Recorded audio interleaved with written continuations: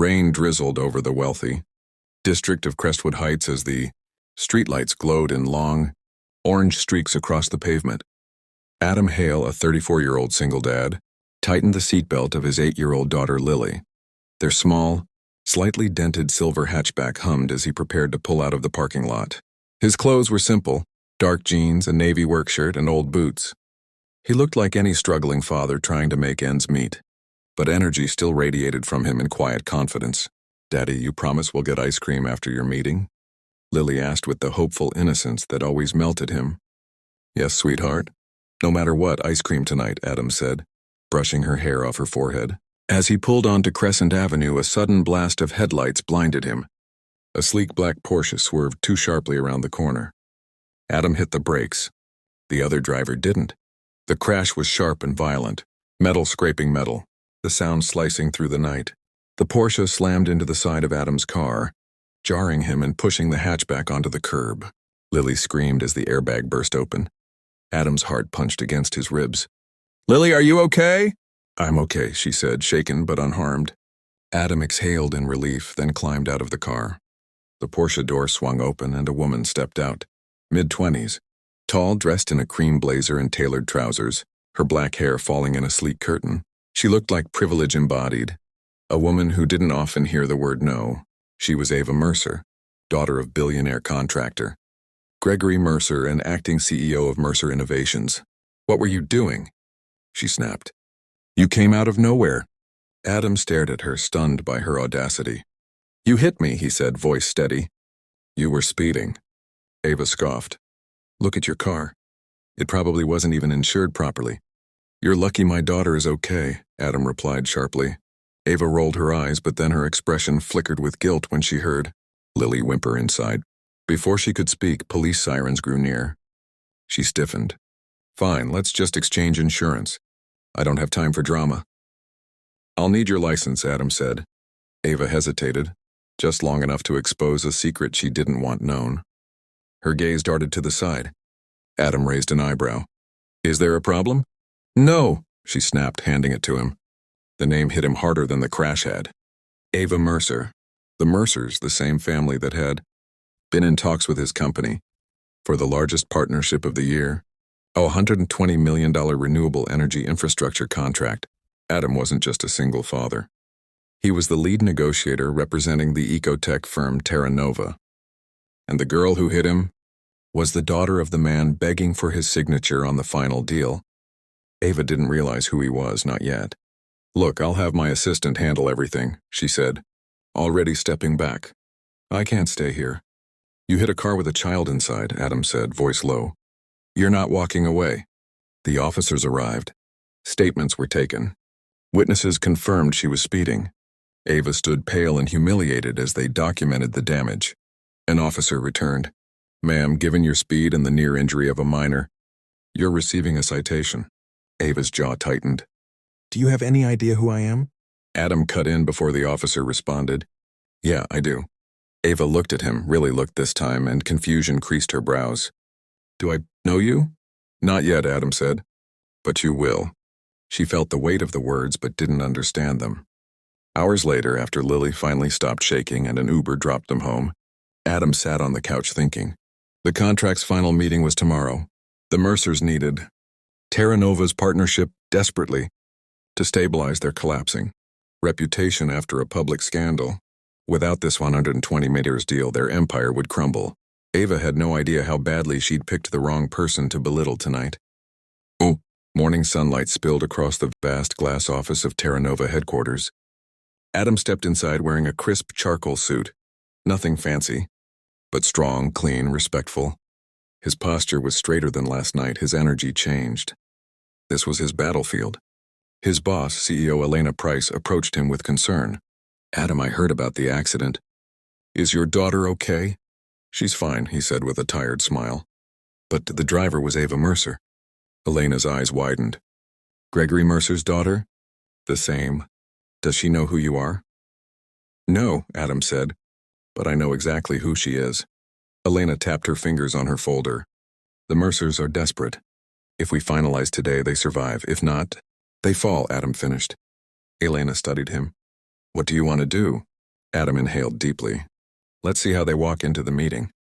Oh, at 11 a.m., the Mercers arrived. Gregory Mercer, in his 60s, silver-haired, powerful shoulders, entered first with an anxious smile. Ava walked beside him, expression taut, hair tied back. She carried herself with confident grace, but her eyes were distracted, still haunted by the mess she caused last night. When she looked up and saw Adam across the conference table, her breath caught. Her face drained of color. "You," she whispered. Gregory glanced between them. "You two know each other?" Ava stammered. He's the man from the accident." Gregory blinked. "What accident?" Adam folded his hands calmly. "Your daughter crashed into my car last night." Gregory turned on Ava, furious. "You didn't tell me." Ava clenched her jaw. "It was a mistake. I was what?" Adam asked evenly. "In your way?" Ava lowered her eyes. Gregory regained composure and forced a smile at Adam. "Let's please put personal matters aside and discuss the contract." Adam looked directly at Ava as he responded. "Oh, personal accountability matters in business too." The room fell into tense silence. Gregory cleared his throat. "We're ready to move forward. Everything is prepared for signing." Ava fidgeted with the pen in front of her, her pride cracking under the humiliation. Adam slowly stood. "I'm not signing the deal," he said. Gregory jerked back. "What? Why?" Ava froze, breath shallow. Adam looked straight at her. "Because your daughter nearly injured mine and treated us like dirt. I won't partner with a company whose leadership believes they're above consequences." Ava's lips parted, eyes glassy. I didn't mean." "You meant every word," Adam said softly. Gregory stood. "Mr. Hale, please. This contract is crucial for both our companies. Whatever happened last night, we can rectify. Ava will apologize." "Right, Ava?" Ava stiffened. An apology from a Mercer was rare, almost mythic. She swallowed. Her voice cracked. "Adam, I'm sorry." He met her eyes unflinching. A one-sentence sorry isn't enough to undo arrogance. Ava's facade shattered. Her voice dropped to a whisper. "You're right. I behaved horribly. I was careless, reckless, and I put your daughter at risk. I've never felt so ashamed." A tear slipped down her cheek. She wiped it quickly, embarrassed. Adam studied her, not the billionaire's daughter, but the human being beneath. For the first time, she seemed real. Gregory seized the moment. "Mr. Hale, please reconsider. This contract will save thousands of jobs." Adam exhaled slowly. He looked at Ava again, but now something was different. She wasn't a spoiled heiress anymore. She was a woman reevaluating everything she believed. "I'm not ending the contract because of anger," Adam said. "I'm ending it because culture starts at the top. If I sign with you, my company inherits your behavior." Ava's voice shook. "Then let me prove you wrong." Adam blinked. Gregory frowned. "Ava." "No, Dad," she said firmly. "I messed up. And if someone had talked to me the way I talked to him last night, I wouldn't want to work with them either." Silence washed over the room. A powerful silence. A transforming silence. Ava took a deep breath. "Adam, let me fix this. Not for the contract, for myself. Let me apologize properly. Face to face, not here, not in a boardroom, but as a human being." Adam wasn't expecting that. Elena watched quietly. Gregory's jaw tightened, but he nodded. Adam finally spoke. "Meet me at the Children's Community Center at 5 p.m. If you're serious, show up." Ava nodded. "I will." Adam walked out of the meeting, leaving the Mercers stunned. That evening, Adam waited outside the community center where he volunteered. Lily was playing with other kids inside. The sun painted the sky in amber streaks. A sleek black SUV pulled up. Ava stepped out. No makeup, no luxury blazer, no heels. She wore simple jeans and a soft blue sweater, her hair tied in a low ponytail. She looked vulnerable, almost gentle. "I came," she said quietly. "I see that." Ava walked toward him, nervous. "Can I meet your daughter?" Adam hesitated. Then he nodded. Inside the center, Lily looked up and recognized her instantly. Adam knelt beside her. "Sweetheart, this is the lady from last night. She wants to apologize." Ava lowered herself to Lily's level. Her voice trembled. "I'm so sorry for scaring you. I should have been more careful. You didn't deserve that." Lily studied her, then smiled softly. "It's okay. That one forgiveness pierced Ava deeper than anything.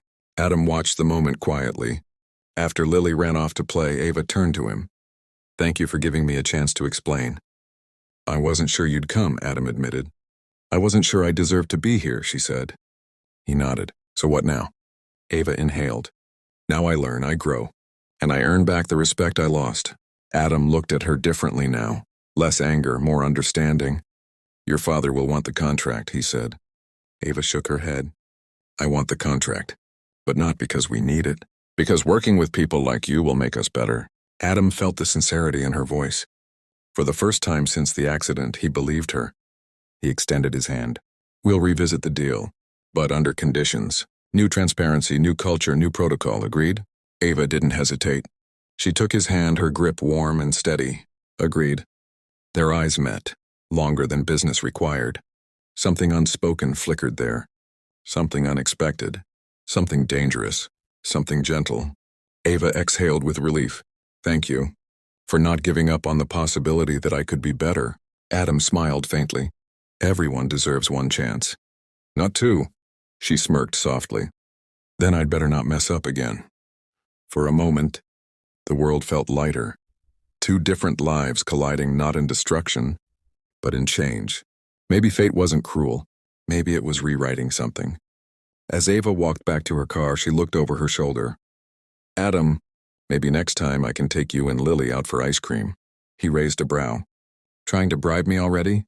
"No," she said with a playful smile. "Trying to thank you." Adam chuckled.